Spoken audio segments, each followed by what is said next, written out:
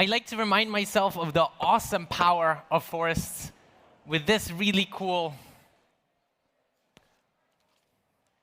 animation from NASA that I hope we'll see in a second here. What we're seeing here is the concentration of CO2 in the atmosphere over the course of 1 year. We're now in April and May. So summer is now starting. We're seeing how there's a dip in the amount of CO2 in the atmosphere. But as autumn and then winter begin, we're now in September, October, the amount of CO2 in the atmosphere rises again. Does anyone here have an idea why the concentration of CO2 in the atmosphere fluctuates over the course of the year? Well, quite simply, most forests are on the northern hemisphere, and they don't have leaves. The trees don't have leaves in winter. That's why they absorb less CO2. And that's why on all our very familiar atmospheric CO2 concentration trend lines, we always see these annual spikes and dips. But let's go a few steps back. And I want to tell you a bit about the story of Plant for the Planet. 16 years ago, I was a 4th grader, and I was asked to give a little presentation in my class about the climate crisis.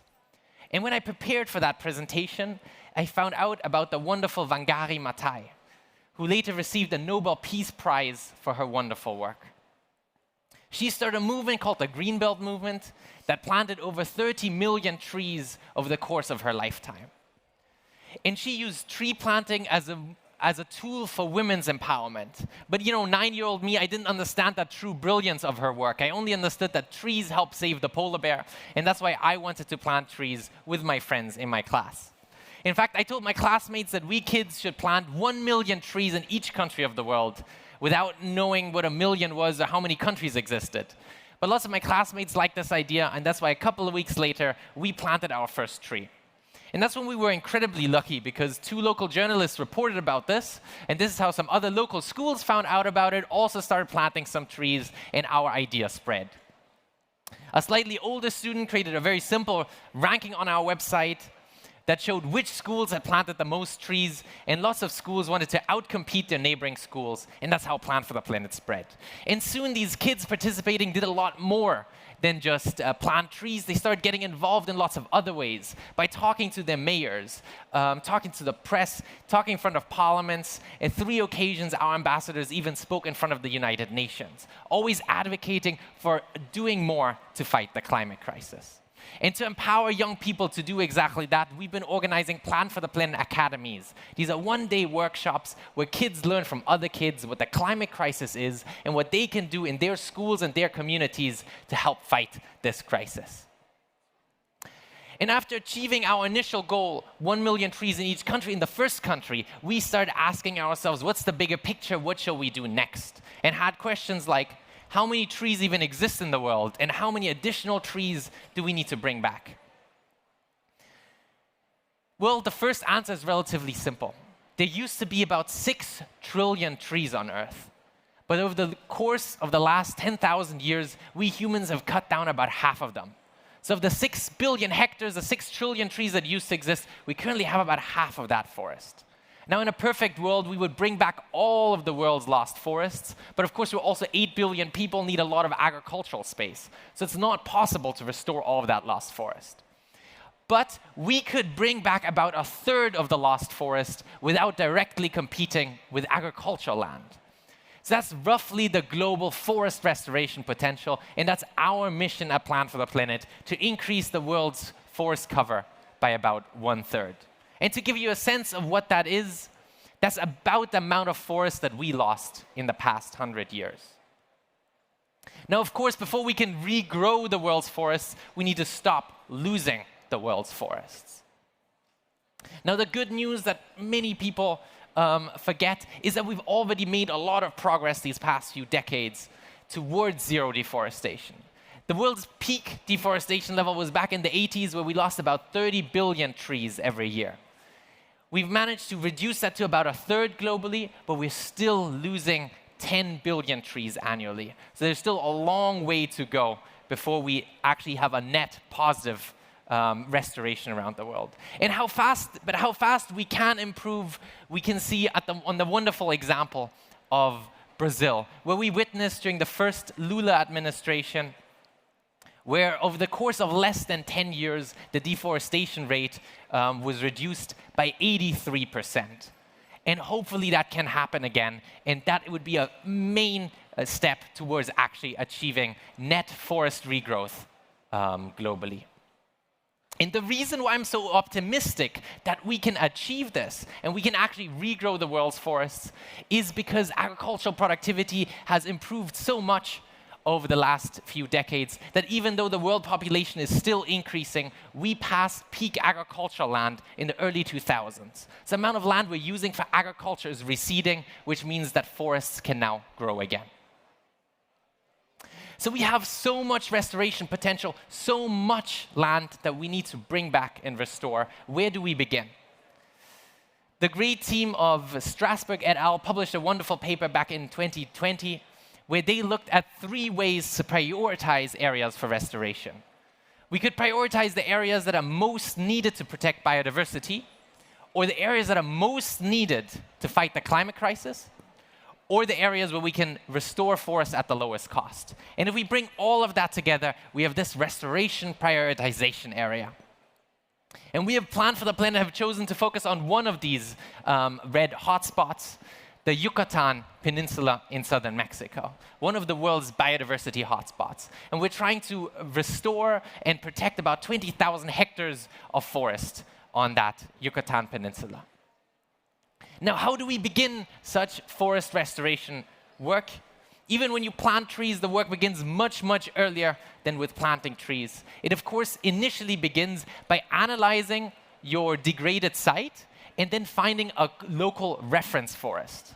A reference forest is a forest that has very similar characteristics to the site that you're trying to restore, except that it wasn't cut down.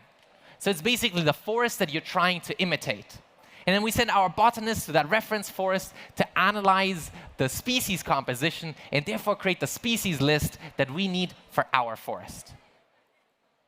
And for some of the species we can buy the relevant seeds from local distributors, but for the vast majority of these species, those seeds are not available because they're not used for commercial forestry. So we head out into the nearby forests and collect the seeds we need and bring them to our tree nursery.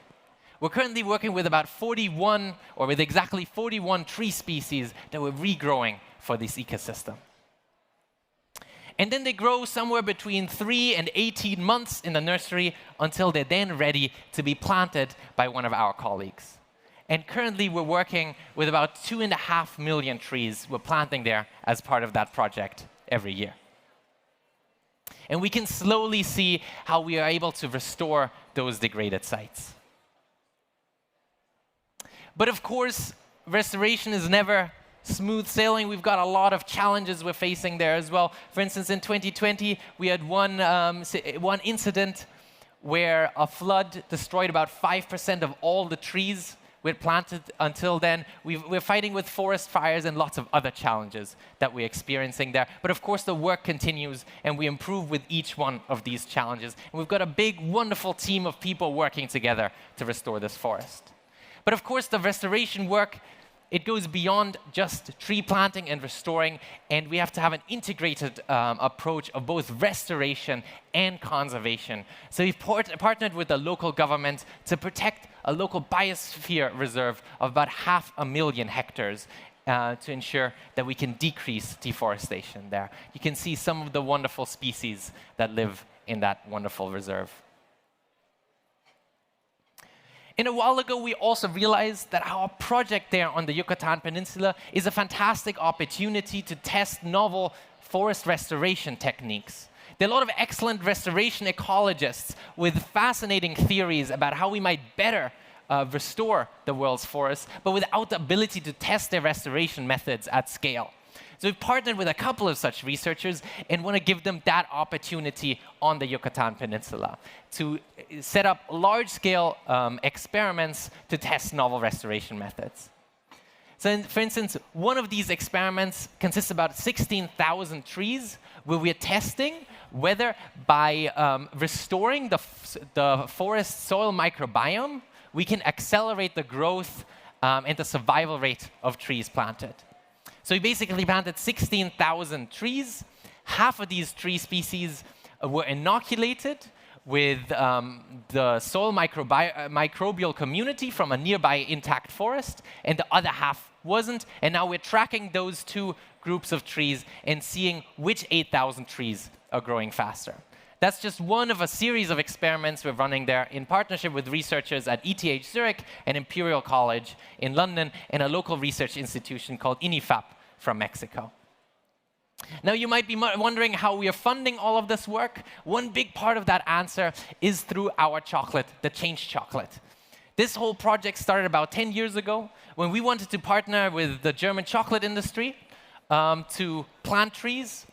But no one really wanted to support us. And then one of our young ambassadors, he was 12 at the time, Max, said, let's make our own chocolate, which in retrospect, a ridiculous idea, but we took it seriously back then. That turned into the Change chocolate. It's now the most sold fair trade chocolate in Germany, and all the profits from the chocolate sales go directly to our restoration work at Plant for the Planet. Now, we're working really hard, and we're managing to plant about 2.5 million trees in Mexico every year. But when you think about the global restoration need, that's a ridiculously small amount. We really need to massively scale up our global restoration work.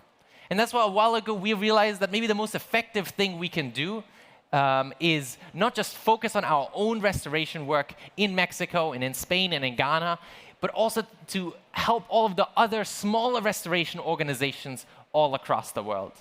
And this is why we developed our Plant for the Planet platform. It's a very simple tool where projects all around the world that are restoring their local forests by planting trees or by using direct seeding or any other restoration method can register their work and showcase their work. And then donors can see exactly what work they're doing and where they're doing it, explore satellite imagery, how these sites are changing over time, and much more. And then if you see a project that you like, you can donate directly to that project through the platform. And importantly, 100% of the donations go directly to the project. We at Plant for the Planet, we don't keep a cut of that money. And of course, to ensure that all of these projects, now over 200 on our platform, are doing their restoration work well, we obviously have on-site reviews where we visit these projects and check their quality. And we've also built an integrated monitoring tool so restoration organizations can see how their forests are developing over time, and donors can see through the platform where the trees are regrowing. And you can explore those projects directly on that platform. So you can see where those trees were planted and exactly what species were planted where in what locations. All this works through our Tree Mapper app, our forest monitoring app. On top of that, we're also about to launch another app, our Fire Alert app, that will send all our projects alerts when a forest fire is detected by one of NASA's satellites in one of their restoration sites. And after we finish that, which will be in a couple of weeks, we'll start working on our third app project, our Seed Manager app. That'll make it much easier for projects to track mother trees in their local project area, see exactly when those trees disperse their seeds, when they can collect seeds from these trees, and then track their seeds in their seed bank. And hopefully, through that, we can encourage many more restoration organizations to plant many more different tree species and therefore have more biodiverse, more intact forests in the long run. So this is what we are trying to do at Plant for the Planet.